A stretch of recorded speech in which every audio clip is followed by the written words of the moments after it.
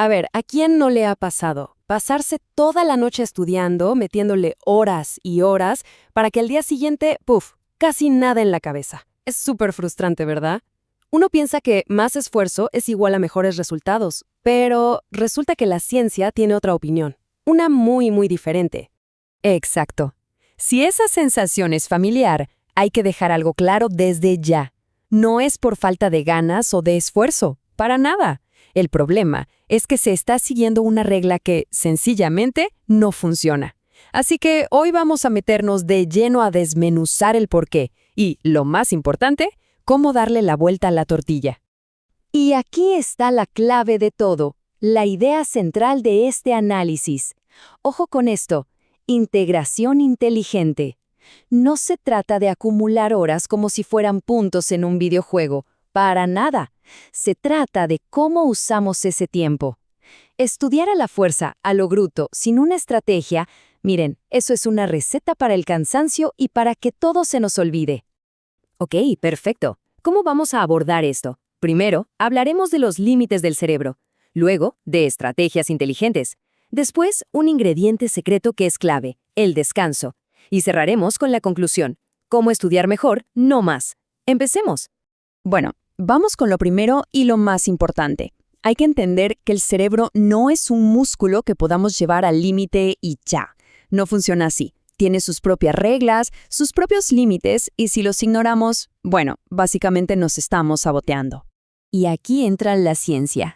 La razón principal por la que nos saturamos se llama teoría de la carga cognitiva. La analogía de la memoria RAM de una computadora es perfecta. Es exactamente eso. Nuestra memoria de trabajo es limitada. ¿Qué pasa si abrimos 1000 pestañas y programas a la vez en la compu? Se pone lentísima, ¿no? O hasta se traba.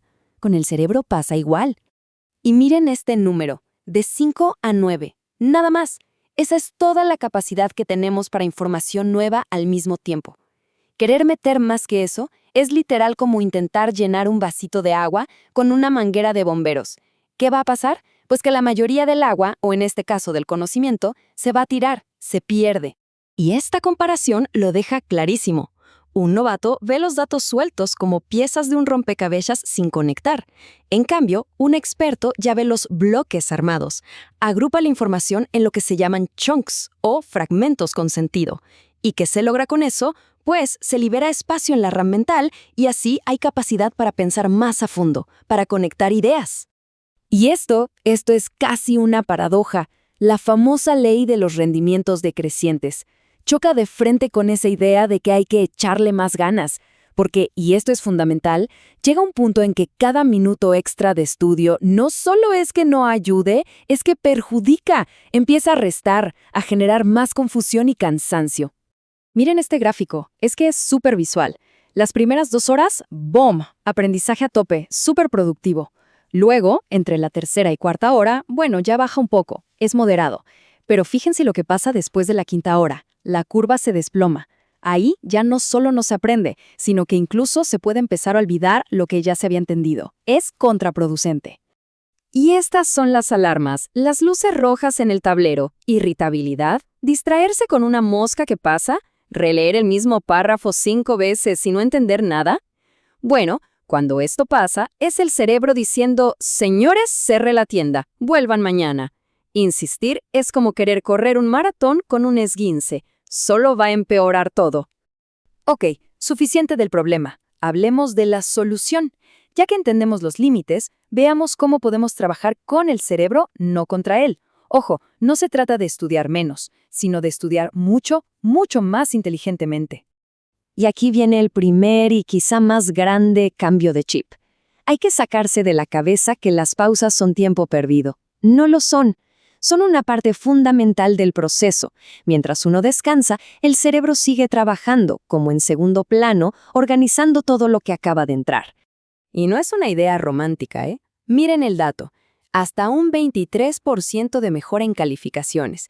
Esto viene de estudios reales que compararon a estudiantes que hacían pausas de 10 minutos cada hora con los que no. Un 23% es una diferencia enorme. Y una forma súper práctica de aplicar esto es la famosa técnica Pomodoro. Es fácil, concentración a tope por 25, 30 minutos, suena una alarma, Se toma un descanso corto, 5 o 10 minutos, pero un descanso de verdad. Y se repite el ciclo. Así, se trabaja en bloques cortos y se respeta la capacidad del cerebro. Ahora comparemos dos mundos. Por un lado, la táctica clásica, atiborrarse de información la noche antes del examen, el famoso cramming. Sirve para acordarse al día siguiente y ya. Por otro lado, la repetición espaciada. ¿Qué es eso?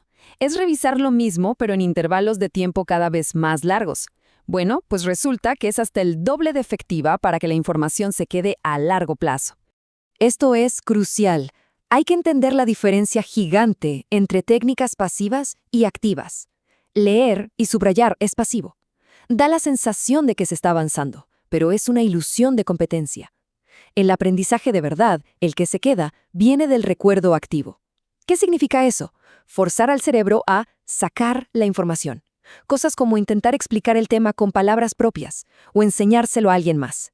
Ese esfuerzo de recordar es lo que crea las conexiones fuertes en el cerebro. Y llegamos al ingrediente secreto, a esa parte del proceso que muchísima gente ignora y que es quizás la más importante de todas. Aquí es donde el aprendizaje de verdad se graba en el disco duro. Piénsenlo, se hizo todo bien, se estudió con estrategia, se tomaron pausas, pero falta el paso final. ¿En qué momento exacto el cerebro dice, ok, esto es importante, lo guardo para después? La respuesta es tan simple como poderosa, mientras se duerme. Todo el trabajo inteligente del día se puede ir a la basura si no le damos al cerebro el tiempo para procesar. Y ese tiempo sagrado es el sueño. Porque dormir no es apagar el cerebro, al contrario, está súper activo. Es como si entrara a un equipo de limpieza y organización por la noche. Limpia los desechos, refuerza las memorias importantes, fortalece conexiones neuronales que sí sirven y, ojo, borra las que no.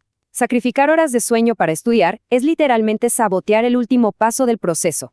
Es un autogol. Entonces, para ir cerrando, queda claro que aprender de verdad no es una maratón de aguante.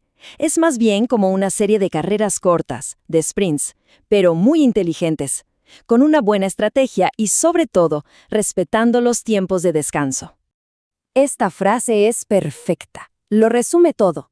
La cultura de matarse trabajando nos vendió una idea totalmente equivocada. Ser inteligente para estudiar no tiene que ver con cuántas horas estás sentado frente a un libro, tiene que ver con la calidad de esas horas. Y con esto cerramos, dejando esta pregunta en el aire. Ahora que se conocen un poco mejor las reglas del juego del cerebro, ¿qué cambios se pueden hacer? Porque pasar de la fuerza bruta a la estrategia, de la cantidad a la calidad, eso no solo cambia las notas, cambia por completo la forma en que nos relacionamos con el aprendizaje.